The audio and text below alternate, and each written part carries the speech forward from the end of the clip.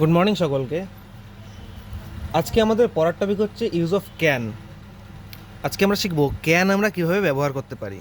তো তোমরা সকলেই জানো আমি বাচ্চাদের এবং বড়দের সবার জন্য ভিডিও বানাই এবং ভিডিওতে গ্রামারের A to Z সব রকম গ্রামারের ব্যবহার আমার এই ভিডিওতে থাকবে। প্রতিদিন সকালে একটা করে ভিডিও আসবে।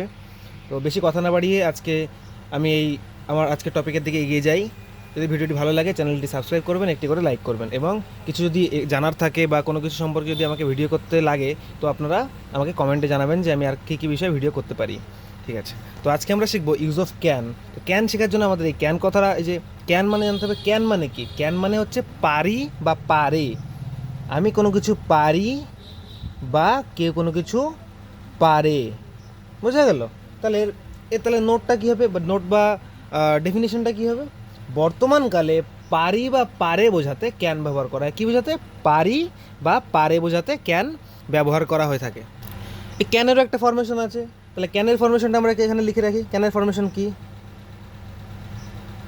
ক্যানের formation subject plus can plus মূল ভার্ব প্লাস অবজেক্ট। তাহলে আমার এই প্রত্যেকটা ব্যবহারে একটা করে ফরমেশন থাকবে। আমরা আগের দিনও ফরমেশন শিখেছি এবং আজকেও ফরমেশন শিখলাম। সাবজেক্ট, ক্যান, মূল ভার্ব, অবজেক্ট। বোঝা গেল? তাহলে নেগেটিভ সেন্টেন্স করতে হলে কী করতে হবে? নেগেটিভ সেন্টেন্স করতে হলে কী করতে হবে?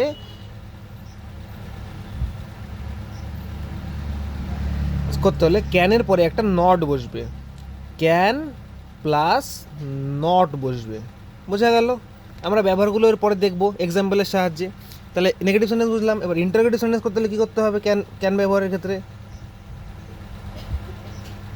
ইন্টারোগেটিভ সেন্টেন্স ইন্টারোগেটিভ সেন্টেন্স করতে হলে কী করতে হবে? এই সাবজেক্টের আগে ক্যান চলে যাবে। ক্যান প্লাস সাবজেক্ট প্লাস যেমন আছে ডট ডট ডট ডট মূল ভার্ব অবজেক্ট যা থাকবে তাই সেরকম বসে দিতে হবে। বোঝা গেল? তাহলে আমরা ফরমেশন শিখলাম, তারপরে নেগেটিভ সেন্টেন্সের ফরমেশন শিখলাম, ইন্টারোগেটিভ সেন্টেন্সের ফরমেশন শিখলাম। তাহলে আমি এখানে একটা এক্সাম্পল দিই। কী এক্সাম্পল দিই? সে ইংলিশ পড়তে পারে বা তুমি ইংলিশ পড়তে পারো।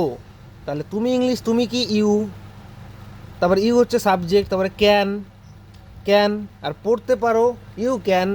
পড়তে পারে ইংলিশ হচ্ছে রিড, মানে পড়া। তাহলে ইউ ক্যান রিড। আর ইউ রিড ইংলিশ। বোঝা গেল? একটা কথা মাথায় রাখবে, যখনই কোথাও ইংরেজি শব্দ বা ইংলিশ শব্দ লিখবে ইংলিশের ইটা সবসময় ক্যাপিটাল হবে। বোঝা গেল? আচ্ছা, তাহলে এখানে আমরা লিখলাম ইউ ক্যান রিড ইংলিশ। এটাকে আমরা নেগেটিভ করব, তুমি ইংলিশ পড়তে পারো না। আচ্ছা, তুমি তো ইংলিশ পড়তে পারো, তাহলে সেই সেন্টেন্স আমরা লিখবো না, আমরা অন্য কিছু লিখবো। তুমি ধরো তুমি সাইকেল চালাতে পারো না। You can not ride bicycle.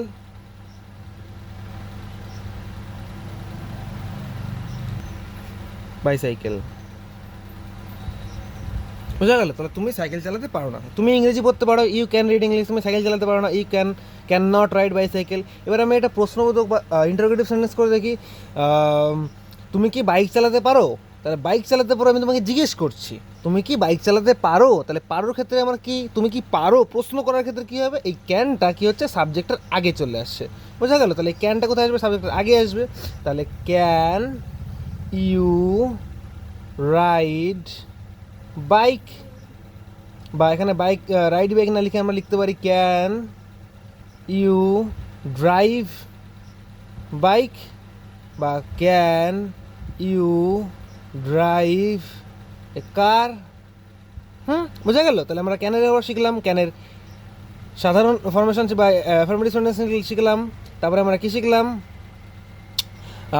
Negative sentence শিখলাম, এই যে you can not, the negative শিখলাম। তারপরে আমরা এই তিনটেই কী শিখলাম? ইন্টারোগেটিভ শিখলাম। কীভাবে বুঝবো? এই লাস্টে কোশ্চেন মার্ক থাকবে।